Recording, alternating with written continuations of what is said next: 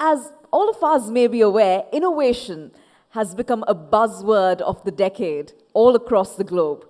And our aspiration at SLASSCOM, with kickstarting this inaugural Innovation Summit, is to truly bring to light the importance of creating a vibrant digital innovation ecosystem in Sri Lanka. As most of you here might also be aware, very recently, Sri Lanka unveiled the national branding of the ICT BPM sector, IOI, Island of Ingenuity. And in line with that recent unveiling, our hope is that this summit truly becomes a celebration of all things ingenuity and innovation. Our event today, ladies and gentlemen, consists of 3 main segments. From 9 a.m. to 2 p.m., we have the main conference and the awards. From 3:30 p.m. to 5:30 p.m., we will move on to the briefing to government officials and academia on boosting the Innovation Index of Sri Lanka. And this session is for invitees only. And from 7 p.m. to 9 p.m., we will commence the networking and cocktails segment. So I hope you agree when I say that with all the precious insights and the networking opportunities on offer, this summit is truly poised to be a catalyst for innovation in Sri Lanka. All right, and before we begin, we would also like to take an opportunity to truly appreciate and acknowledge our sponsors, whose benevolent contribution truly brings this summit to life. Our platinum sponsors are Oxenta, enabling digital transformation, and Hatch, transforming Sri Lanka's collaborative workspace. This event is also supported by SLASSCOM's corporate sponsor, Dialogue Enterprise, the exclusive enterprise communications partner, our bronze sponsor, SimCentric Technologies, national partner, Information and Communication Technology Agency, or ICTA. Our ecosystem partner is Lankan Angel Network, official newspaper, Daily FT, education media partner, Learn TV, and digital media partner, ReadMe. Friends, can we please put our hands together and appreciate all of our sponsors for their contribution here this morning? Thank you very much. And on that note, we are delighted to now officially commence the first ever SLASSCOM Innovation Summit. And now, to do the honors of the opening remarks, it's my pleasure to invite on stage Chairman of SLASSCOM and Managing Director of Stacks. Ladies and gentlemen, please put your hands together and welcome on stage Mr. Ruvinder Pires.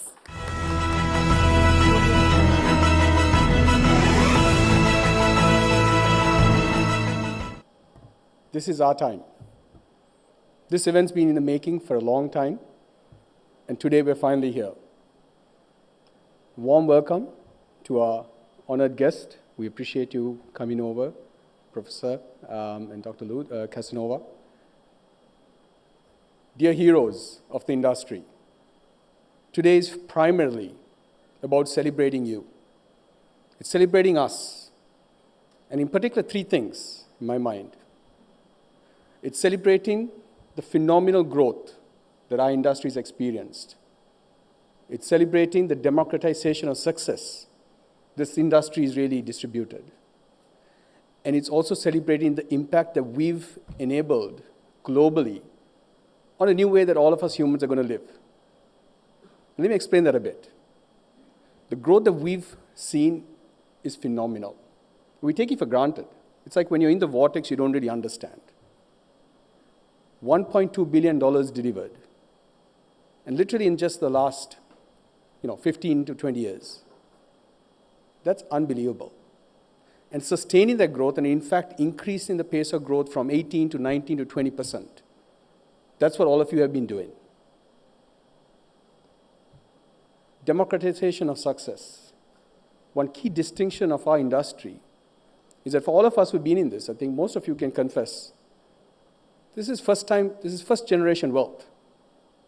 Most of us who are in this industry, this is probably the first time many of our families have seen more than $1 million rupees coming into our hands in a month. There was no inheritance. This is all created on the ingenuity and the hard work and being able to really create your own in this space. Average salary that we deploy in our industry is $1,500. 70 to 80% of the workforce of the 65,000 people working in the industry are from the rural region areas of Sri Lanka. And increasingly, through the IT weeks that we've hosted over the last few years, whether it be Jaffna IT Week, Kandy IT Week, Gaul IT Week, that's just about to happen in the next 2 days, we're seeing phenomenal growth across the regions.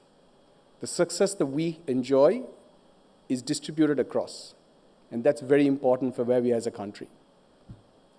And in terms of the impact that we're having across the world and humanity is unbelievable. And I think it's been an honor and a privilege to have actually held this post for the last year, and I'm almost dizzy in terms of just the pride, I guess, and just truly understanding. And in my role, I've had to dig deep, really understand what some of you guys are doing, and I've been blown my mind away.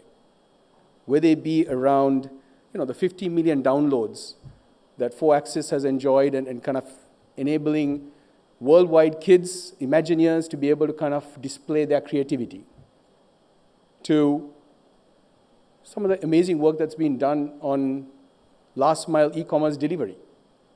And that's just, test bed of Sri Lanka, but really taking this across the whole emerging world. To, things like Vega, to things like organic farming, all being disrupted and done from Sri Lanka. So it's been amazing. There's a lot to really celebrate. And today is primarily about celebrating all of you and the amazing success that we've done. But I think it's also important as we do this, and in the second part of the day, or the second element of today, is about making sure that we benchmark and we ensure that we are really looking ahead and introspecting and saying, what more? It's been a great success, a lot to be proud of, but I'd argue actually there's a lot more that we should be doing. This is our time. I think I feel blessed every day to be born Sri Lankan and to have enjoyed where we are, but we've come on the hinds of some amazing, hard-working people, and particularly our ladies. If you take the top 3 industries in the country, and I mentioned this earlier, whether it be tea, whether it be about apparel, whether it be about the foreign income that we get from the poor ladies working abroad, that's all come at a huge, heavy cost. And we are recipients of that. So I think I really take it as our ownership, our responsibility rather, to really do more. And I would argue that, while we set sights on a 5 billion target by 2022, which we'll get there, I'm pretty confident. I think the conversation needs to be started to have about what is that going to be in 2030. And I hope by that time we'll have a better measure of success rather than it being in dollar values. But in the absence of that, I think we need to be starting thinking about 50 billion plus.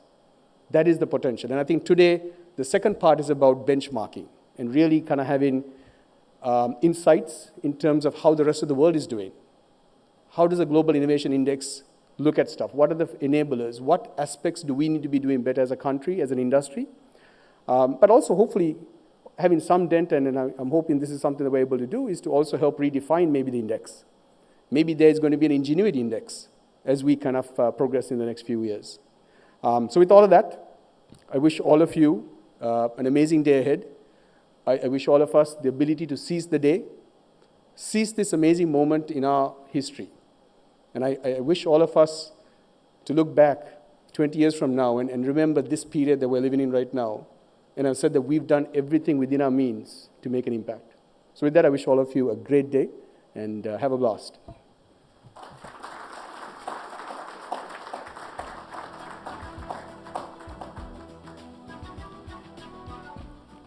Thank you very much, Ruvindu Peiris, for setting the tone for our summit with your opening remarks. And as Ruvindu said, we're surrounded by heroes of the industry in this room here this morning. And I think all of us can proudly point to ourselves and say, I am the I in innovation, because innovation truly begins with me. That's what all of you are here in this room representing, and so more power to you.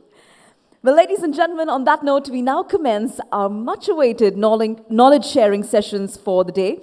And through the keynote address, as well as the panel discussion that will follow, we will learn what some of the leading economies are doing better than others in the space of innovation. Please allow me now to introduce to you our keynote speaker this morning. Professor Soumitra Dutta is former Dean and current Professor of Management at the S.C. Johnson College of Business, Cornell University.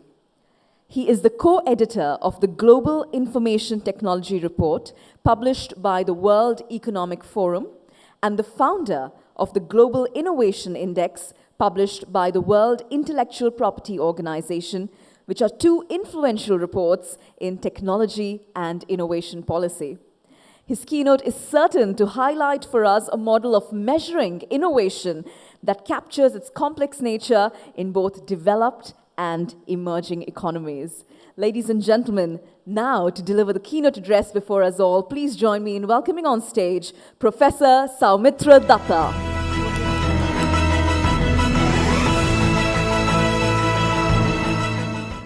I would like to thank the leadership of SLASSCOM for both organizing this great event, for inviting me to address you. In particular, I'd like to thank Prasad for his friendship and also for initiating the discussions to bring me here to Sri Lanka. For me, it's the first time I'm in your wonderful country, and I must say that I'm enjoying every minute of it, and certainly I look forward to returning out here. Today, really, the theme and the topic is around innovation, around competitiveness, around how you, as correctly identified as the heroes of the industry, are helping bring about change, not just for your own selves, your families, your companies, and not just also for Sri Lanka as a nation, but I think more generally, broadly in the world, you are having your impact being felt through your work. And I'm reminded of a small anecdote of a conversation I had with a CEO of a Japanese company, a retired CEO of a Japanese company a few years ago. He mentioned to me that as a young child, his parents took him to visit the Niagara Falls in the US. And at the Niagara Falls, they bought for him the small gifts, the trinkets that are sold at the shop in Niagara Falls. This is in the early 50s, and he remembers that as a young boy, those gifts, those trinkets were made in Japan. Okay, coming from Japan, the gifts for him bought in the US were made in Japan. Of course, if you went back today to Niagara Falls or any typical tourist destination, the gifts you'd buy are probably not made in Japan, are probably made in perhaps China, perhaps Vietnam, perhaps other countries. But what has happened is, after the Second World War, Japan has been making this tremendous transition towards creating a highly innovative, technologically sophisticated economy. Starting from very humble roots, we often forget that Japan was, in the 50s and 60s, the producer of low-cost goods in the world. Japan is not the only country that has made the transition of the last decades. You can name very easily many of the countries that have made the transition successfully. In Asia, you have the example Singapore and Korea. Again, two nations that have successfully made the transition. And of course, you cannot forget China, that is in the process of making the transition quite successfully right now also. If you go to other parts of the world, in Middle East, Israel is a beacon of innovation. Israel was just a small piece of desert a few decades ago. Today, it's a thriving hotbed of entrepreneurship innovation. Even if you go to advanced economies like Europe, take the example of Finland, Estonia. Finland, till late 1980s, was really a natural resource-based economy. Its main export was rubber and paper pulp. It's only when there was a big crisis that hit Finland with the collapse of the Soviet Union, and when the economy shrank by 25% over a span of 3 years, the country got a big jolt, and they decided they had to change themselves in a knowledge-based economy. And that transition was enormously successful. Of course, Nokia is part of the story, but it's not just only about Nokia, it's about the whole country transforming itself from a resource-based economy to a knowledge-based economy. And today, of course, Finland is seen as a major showcase example of technology innovation and entrepreneurship. And I can give you other examples, but you see that this kind of a transition is something that many nations have gone through. And I certainly hope that Sri Lanka will also make the same transition together with your help and your leadership. I'll give you one story that is close to my current home in the US. Back in 2008, New York was going through a major crisis. The financial crisis, the internet hitting the media sector in New York, and Mayor Bloomberg, he realized that New York had somehow missed the whole technology revolution that Silicon Valley is benefiting from. Now, Mayor Bloomberg himself is a technology entrepreneur, and he was determined to bring technology entrepreneurship into New York City. So in a very American fashion, he held a global competition. He said, I want a major technology university in the heart of New York City. Universities around the world competed for this prize. And in the end, the two finalists were Stanford and Cornell. Cornell won the competition. This is the announcement of that award on December 19, 2011, that Cornell had won the competition. And what the city gave to Cornell was really this half of this amazing real estate in New York City. So those who have been to New York City, you know that on the east side, there is an island called Roosevelt Island that has a cable car opposite the UN, around 59th Street. The city gave 13 acres of land, half the island, south of the bridge, to Cornell University, and basically said, set up a unique digital innovation-focused university out there. If you walk there today, that's what you'll see. The first phase complete, and the first phase started in July last year. And really what has been happening over the last 5 years is what I think is the most important story in innovation education happening in the US and perhaps even worldwide. MOOCs is not the most important innovation education story. And why do I say this is the most important innovation education story? Because this is not just about setting up a university in New York City. You have many examples, universities setting up campuses here and there. This is really about a unique partnership across the university, the city government, the private sector, and civil society. All the four elements to help create a unique digital ecosystem of innovation, entrepreneurship in the heart of one of the most important global cities in the world. And I can tell you that cities around the world are looking at this experiment very carefully. Because if New York City can succeed, then others can perhaps emulate and learn from that to some degree. Now, this is a unique phenomena, unique experiment. I can talk about it in great depth, but let me explain to you at some high level what are some unique innovations happening out there. The first one really is that this is about redefining the role of the university vis-a-vis the ecosystem, the government, the private sector, civil society. All professors at Cornell Tech, and these are some of the best research professors we can find, are required by contract to teach some part of the teaching in the local middle school. Okay? This is unheard of.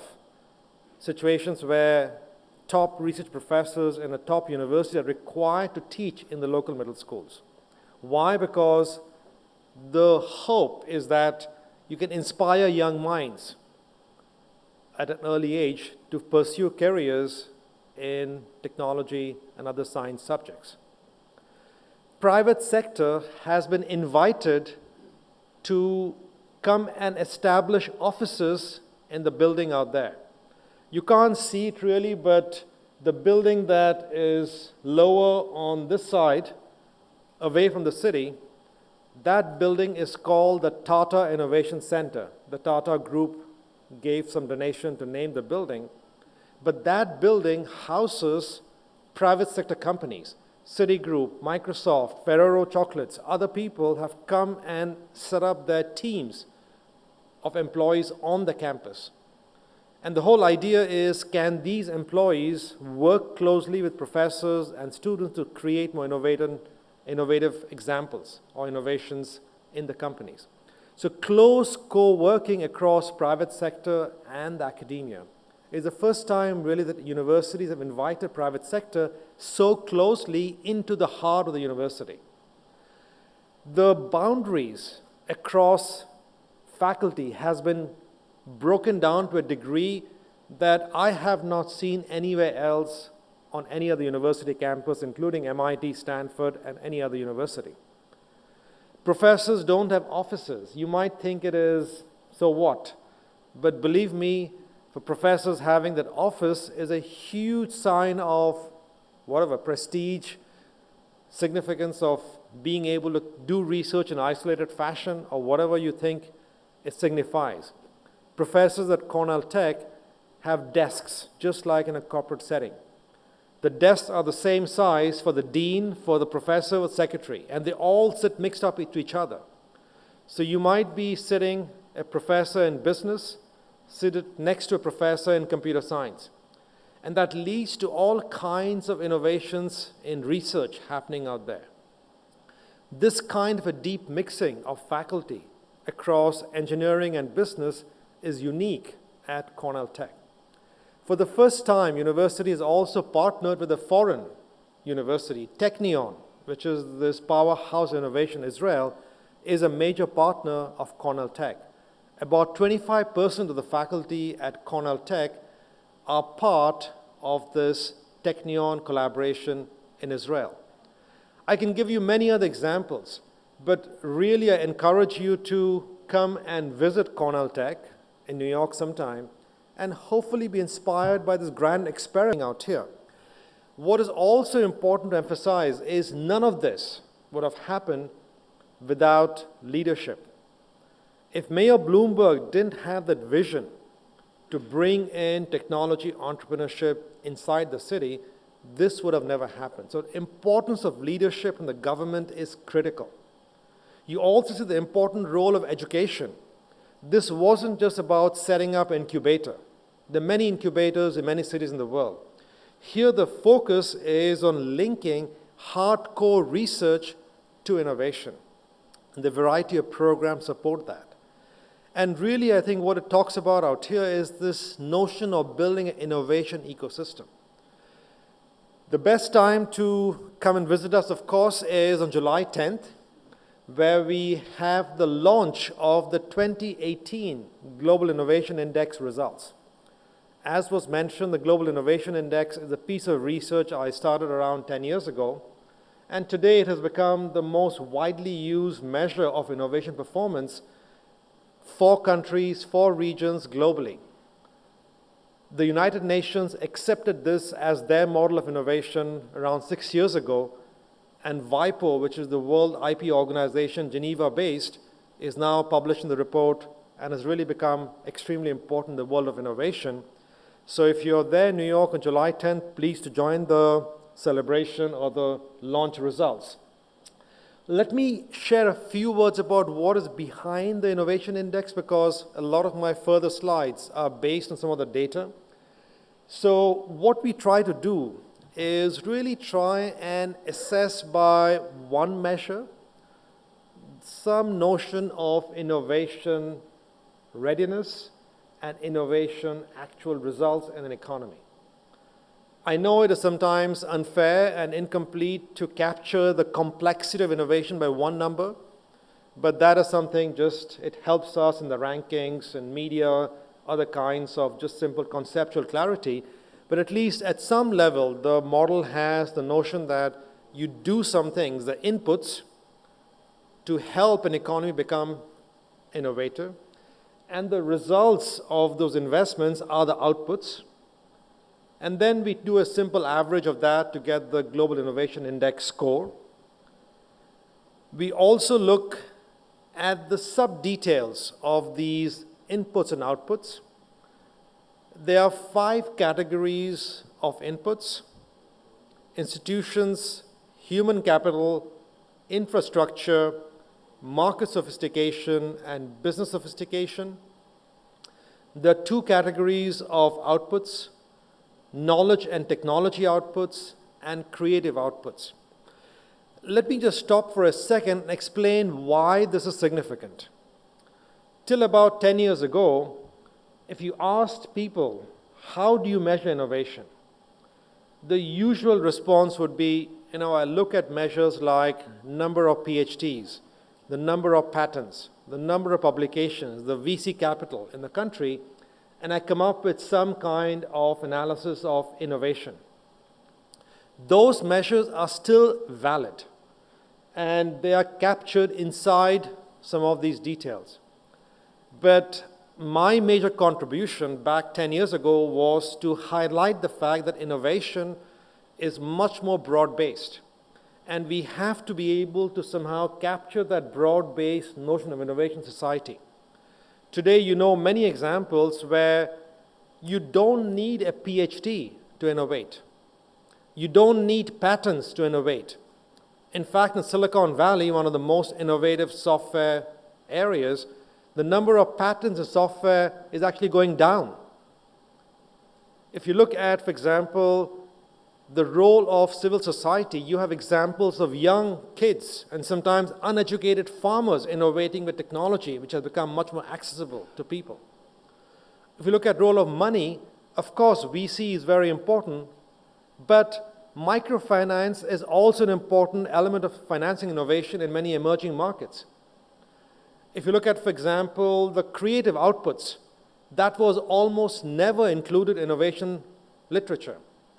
We believe that innovation in media, film, newspapers, these kinds of important creative service sectors is also important. Who would not claim that Bollywood or Hollywood are innovation examples? But Bollywood, Hollywood would not typically be counted in traditional innovation metrics. So the number of reasons why this sort of represents a more holistic level. We also bring in the notion of institutional environment. And that's very important because if you don't have that institutional stability, you cannot really innovate successfully. And for a country that has gone through more than 2 decades of war, you know this very well. When you have internal instability, you can't really have that kind of culture and mindset to innovate successfully in the country. Now, each of these sub-pillars can be broken down further into sub-elements. I will not go through all the details out here. If you're interested in learning more about the details, you can download the report at the website globalinnovationindex.org. So it's one word, globalinnovationindex.org. All the details are there, all the variables, all the computations, and believe me, this is data that is analyzed today by many governments very carefully, and is referenced very often by many leaders. Recently, for example, Prime Minister Modi of India, he put a goal for the country using this index. He said that, well, India needs to be in the top 30 of this index. When India's results were not good enough on the index about 3 years ago, there was a discussion in Parliament about why India is not doing well on the innovation index. President Xi of China mentions this routinely in his own speeches too, and is very commonly used as a reference of innovation. Why? Because every single country in the world today, or at least almost all countries, they want to improve their innovation performance because that is probably the best way, if not the only way, to generate wealth and create prosperity inside the economies. So the various sub-elements of the input sub-index, the various sub-elements of the output sub-index, and just to highlight the kind of broad, inclusive notion of innovation, if you look at the last element out there, it's online creativity. So we do believe that the creative genius of individual citizens, as measured by contributions to online social media, YouTube, and so on, is also an example or a part of the metric of innovation capacity of a nation. So we have a much more broader definition of innovation, and that is getting, today, I would say, much more broadly accepted by the innovation specialists around the world. And a lot of the global patent treaties and other kinds of discussions are getting influenced by this, mainly because WIPO has adopted this as their model. I think the UN adopting it has given a lot of legs and a lot of power globally. So what I'll do is, the main part of my presentation really consists of 4 challenges for Sri Lanka, 3 guiding principles that I'll suggest for you, and 7 suggestions. I will present data about how Sri Lanka compares to other countries as I present these results. Please take this data as data. Some of the data might be surprising for you, some of it you might find harsh, but that is data. This is not subjective information. But that's the purpose of this presentation, is to just present the facts to you, and then to help you to decide, to better understand why that is the case, or to decide upon actions to correct it, or to celebrate your strengths that you have today.